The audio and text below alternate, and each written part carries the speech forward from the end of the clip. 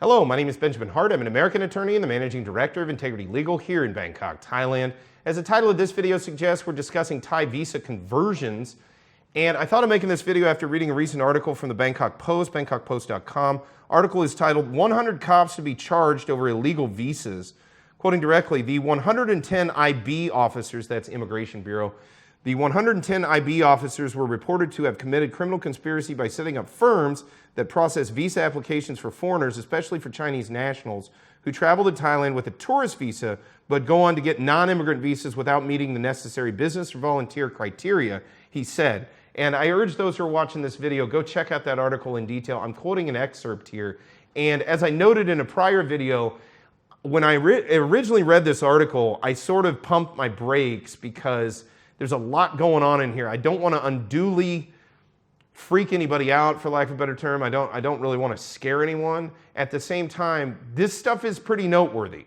I think this is major sort of dynamic changes within the immigration apparatus. Again, do I think the sky is falling? No, I'm not Chicken Little. I'm not saying that. What I'm saying is be prepared to start seeing a little bit of not a little bit, but changes within the immigration apparatus.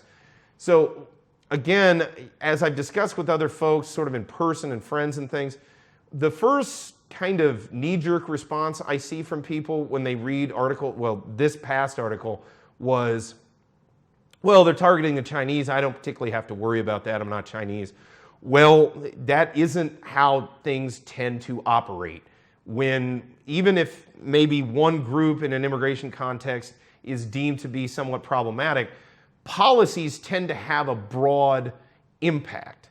And as a result, I don't think it's outside the realm of possibility that we're going to see increased scrutiny of applications for conversion of status from, for example, a tourist visa into another type of non-immigrant visa here at Thai immigration. And bear in mind, as we discussed before the end of the emergency decree, the prevailing paradigm at Thai immigration is not to convert people from tourist to non-immigrant status in the country.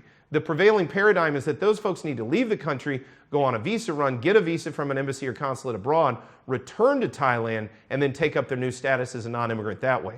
So I think what this is kind of a reversion back to what we were dealing with status quo ante COVID going back into 2020. And more importantly, as discussed in other videos, I think heightened scrutiny, I think heightened enforcement measures are probably going to be associated with this. So bear it in mind when we're going forward into 2023.